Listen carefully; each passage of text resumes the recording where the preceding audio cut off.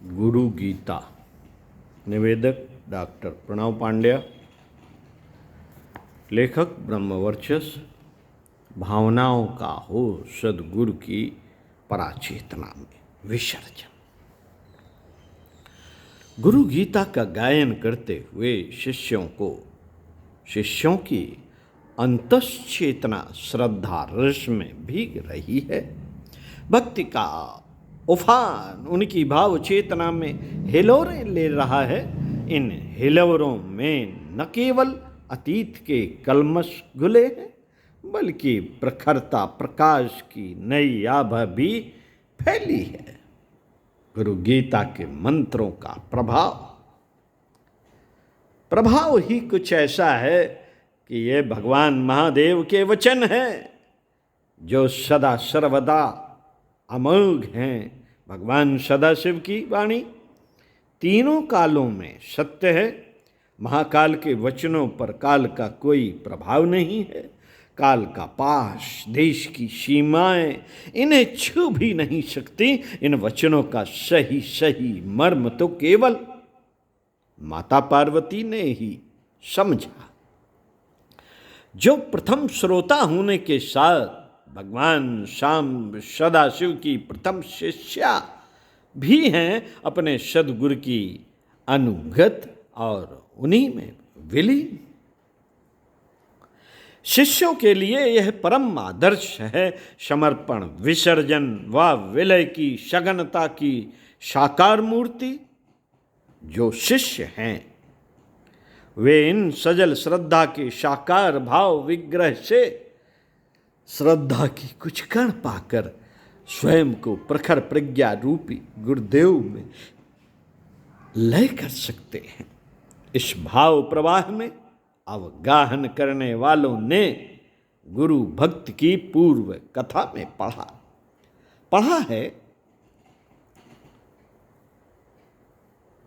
पढ़ा है कि सद्गुरु का नाम मंत्र राज है। इसका जप करने से बुद्धि खराश होना बनती है। इसका स्मरण चिंतन से महासंकटों से रक्षा होती है।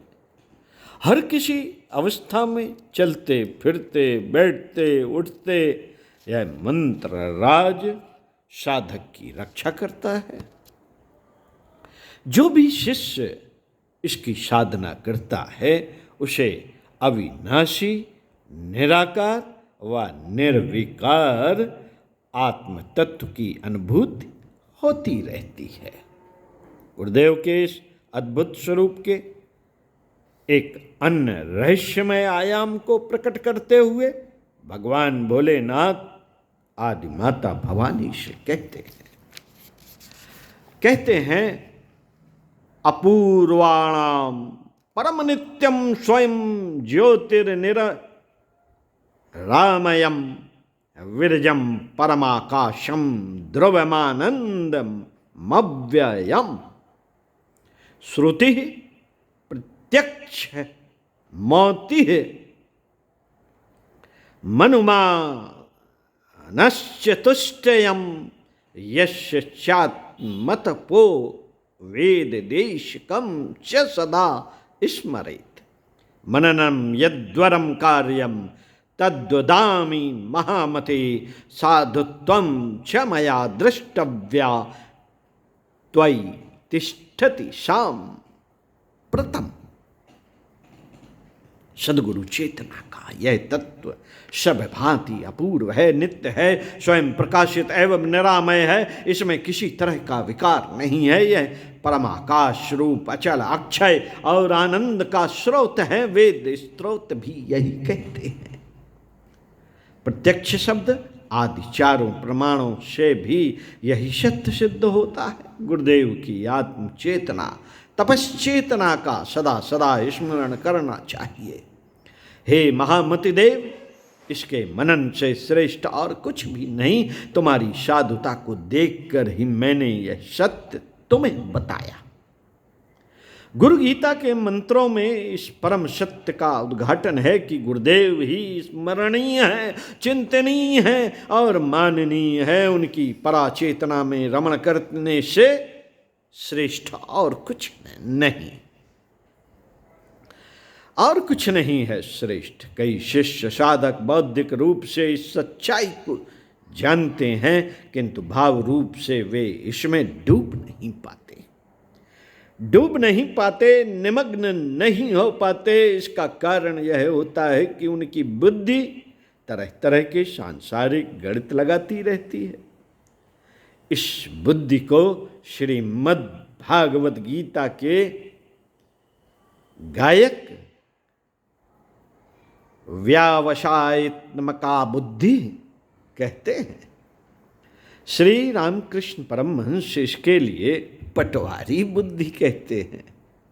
पटवारी बुद्धि का शब्द उपयोग करते थे जोड़ तोड़, कुटिलता, क्रूरता में निरत रहने वालों के लिए न तो साधना संभव है और न ही उनमें समर्पण बन पड़ता है, और जो अपनी अहंता का सिर उतार कर गुरुचरणों पर रखने का साहस नहीं कर सकते, भला उनके लिए गुरु भक्ति कहाँ और किस तरह से संभव है। ऐसों को सद्गुरु चाहकर भी नहीं अपना पाते। शिष्य की भाव मलिनता उन्हें यह करने ही नहीं देती। इस भाव सत्य से जुड़ा एक बहुत ही प्रेरक प्रसंग है। यह प्रसंग श्री रामकृष्ण परमहंस देव की ग्रही शिष्य श्री रामचंद्र दत्त के जीवन का है। श्री दत्त महाशय की भक्ति अपने गुरु के प्रति बढ़ी चढ़ी थी, परंतु इसी के साथ उनमें सांसारिक बुद्धि की भी छाया थी। उनमें अपनी विद्या बुद्धि एवं धन पैसे का अहंकार भी था। उनके संदर्भ में एक बात और उल्लेखनीय है कि श्री परमहंस देव के सन्यासी शिष्य स्वामी अद्भुतानंद पहले इन्हीं के यहाँ नौकरी करते थे। इन अद्भुतानंद को श्री रामकृष्ण के भक्त समुदाय में लाटू महाराज के नाम से जाना जाता है। दत्त महाशय ने ही उन्हें ठाकुर से मिलवाया था। बाद में उनकी भक्ति भावना को देखकर उन्हें ठाकुर की सेवा में अर्पित कर दिया।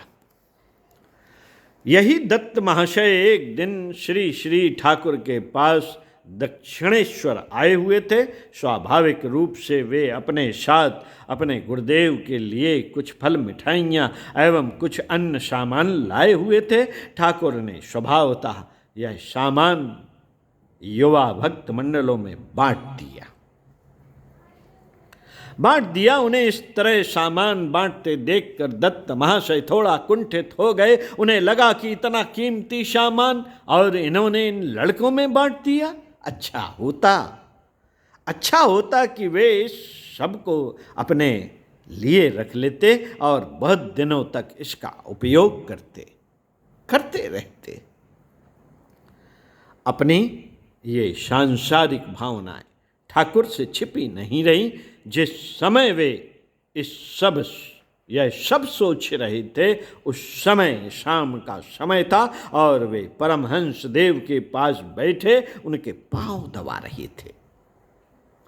इन भावनाओं के उनके मन में उठते ही श्री रामकृष्ण देव ने अपने पांव से उनके हाथ झटक दिए और बांटने से बचा हुआ उनका सामान उनके पास फेंकते हुए बोले, तू अब जा यहां से, मैं तुझे अब और बर्दाश्त नहीं कर सकता। रही बात उस सामान की जो तू अब तक यहाँ लाया करता था, वह भी और उससे ज़्यादा तुझे मिल जाएगा। मैं माँ से प्रार्थना करूँगा कि वह सब कुछ बल्कि उससे बहुत ज़्यादा तुझे लौटा दे। अचानक ठाकुर में आए इस भाव परिवर्तन से दत्त महाशय तो हतप्रभ रह गए, पर साथ ही वे यह भी समझ गए कि अंतर्यामी ठाकुर ने उनके मन में उठ रही सभी भावनाओं को जान लिया है, पर अब किया भी क्या जा सकता था। शाम गहरी हो गई थी, वापस कलकत्ता भी नहीं लौट सकते थे। वैसे भी ऐसे मन स्थिति में वह कलकत्ता लौटना भी नहीं चाहते थे। बस भरे हुए मन से सोचा, ठाकुर के द्वारा तिरस्कृत जीवन अब किस काम का, अब किस काम का। और उसके अंदर उमड़ आई भक्ति भावना ने यह प्रेरणा दी, क्यों ना मां के मंदिर के पास बैठकर ठाकुर के नाम का जप किया जाए।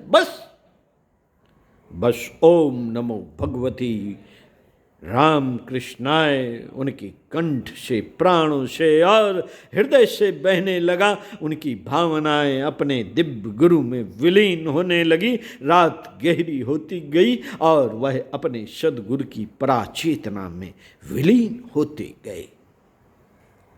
भाव विलीनता इतनी प्रगाढ़ हुई कि शिष्य वत्सल श्री राम परमहंस देव स्वयं उनके पास आ गए और बोले, चल तेरा परिमार्जन हो गया, चल तेरा परिमार्जन हो गया। श्री ठाकुर की चरणों को अपने आंसुओं से धोते दत्त महाशय अनुभव कर रहे थे कि सद्गुरु की पराचेतना ही चिंतनीय मननीय है। इस सत्य को हम भी अनुभव कर सकते हैं। ओम शांति। स्वाध्याय सत्संग का क्रम अगले वीडियो में करते हुए फिर मिलते हैं आपसे। सद्गुरु की कठोरता में भी प्रेम छिपा है। तो साथियों, पढ़ते रहिए कुछ अच्छा और सुनते रहिए कुछ अच्छा।